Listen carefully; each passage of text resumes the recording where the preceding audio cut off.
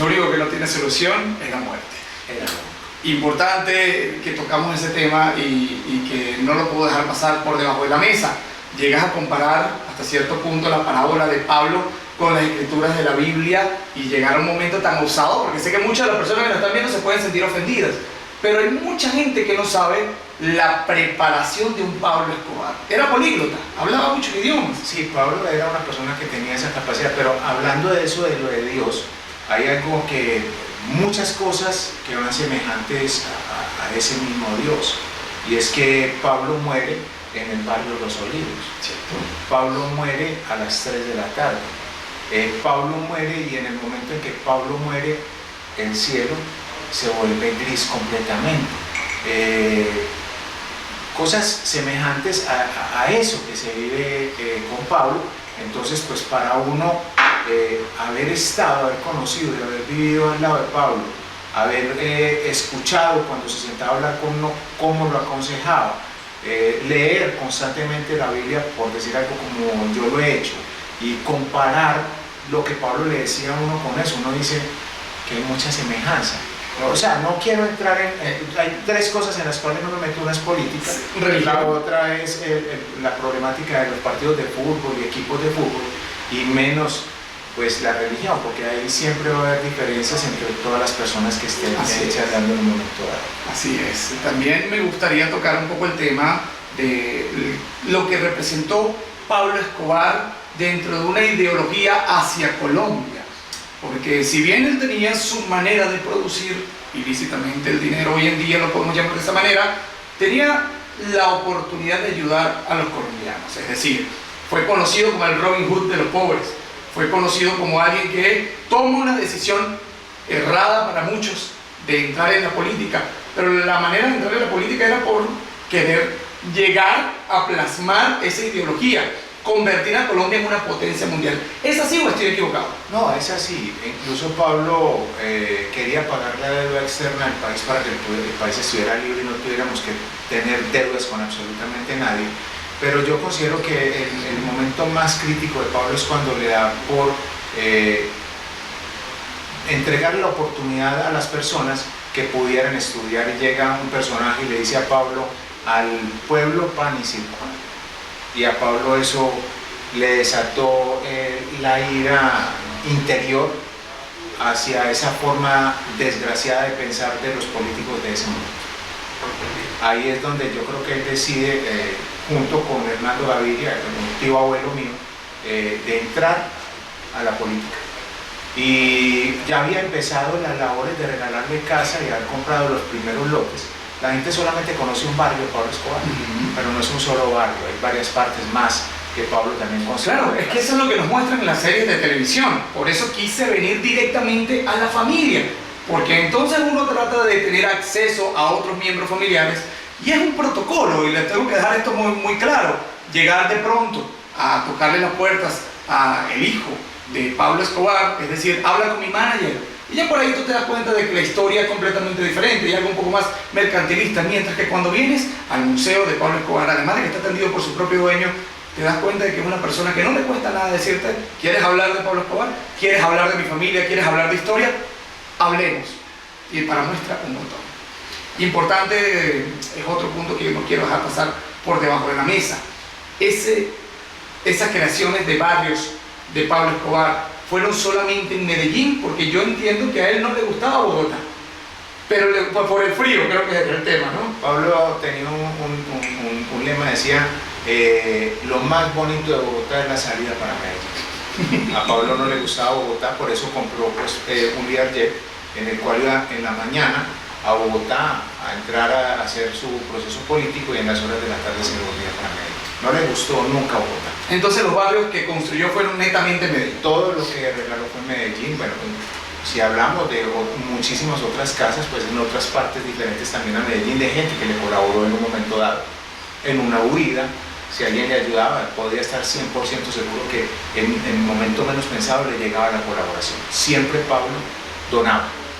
Hablemos un poco de lo que te tocó vivir, Nicolás, don Nicolás, con todo el respeto. Nicolás está bien. Ok, Nicolás, hablemos un poco de lo que te tocó vivir como miembro de la familia. sé que pasaste parte de tu vida en Suiza.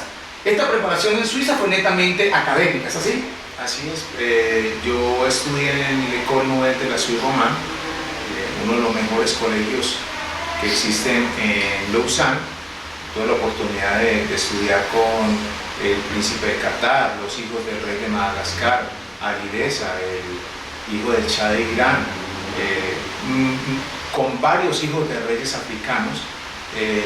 Tuve la oportunidad de conocerlos, de estar con ellos, e incluso me da mucha risa porque cuando uno es niño, con 14 años, siempre llega y empieza a contar la historia.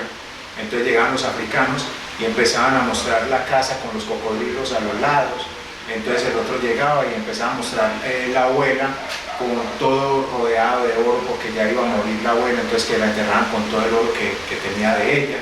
Y yo llegaba y les mostraba el jardín de la finca donde nosotros paseábamos, y les mostraba que en ese jardín teníamos elefantes, teníamos jirafas, teníamos hipopótamos, teníamos rinocerontes, pero que estábamos en Sudamérica y que aquí no lo sabían, que los traíamos desde África, donde para ellos era normal tenerlos y para nosotros pues era un privilegio poder mostrar. Y que adicionalmente ese zoológico que estaba en el jardín de la finca donde nosotros paseábamos estaba abierto para que todo el público que quisiera ingresar sin pagar nunca absolutamente nada pudiera hacerlo y pudiera conocer los animales, y era el único sitio donde estaban todos los animales sueltos en todo Colombia. Adicional a esto, pues también les contaba que me preguntaban que él era uno de los africanos, mi padre es el rey del oro amarillo. Yo les decía, mi familia son los reyes del oro blanco, pero ellos no sabían el doble sentido que yo les decía. La verdad no podía decir eso, claro. Mi familia. Pero sí les parecía muy extraño que mientras que ellos en el sitio de estudio pues no tenían carros, nosotros en la parte de afuera, fuera del colegio, manteníamos un Rolls Royce, manteníamos una limusina Mercedes-Benz, manteníamos un Porsche pues, para uso propio, y ellos no podían tenerlo, que nosotros íbamos a un restaurante y no los dejábamos que cada uno pusiera la parte para pagar la comida, sino que nosotros con todo gusto los invitábamos. Y fuera eso, que ellos pagaban siempre con billetes y nosotros ya teníamos nuestras propias cartas de crédito para poder pagar sin ningún tipo de inconveniente. Para eso ellos... ¿El liderazgo total? Sí, eso ellos decían, pero venga, es que ustedes tienen mucho dinero. Entonces uno siempre chicaneaba y le mostraba lo que tenía dentro de las cuentas. Y eran cuentas que yo le digo, manejaban miles de millones de dólares. Bárbaro. Nicolás, ¿hasta los 17 estuviste en Suiza? Yo he estado en Suiza, voy y vuelvo. Sí, pero estudia. Bueno, estudié también por ahí en 1990, estuve otro tiempo estudiando en Suiza. Okay. Hablando de eso, del estudio, es bastante doloroso, porque es que, mira que la gente siempre dice, no, es que familia de Pablo Escobar, siempre lujo, siempre algo importante, bueno, incluso en este momento me paran los vellos de mi piel, porque,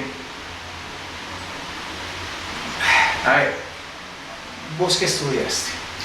Comunicación social, estudié para ser abogado. Dejémoslo ahí en comunicación social. Cuando vos te graduaste, ¿quién fue la primera persona que invitaste a tu grado? Familia, por supuesto, tus padres.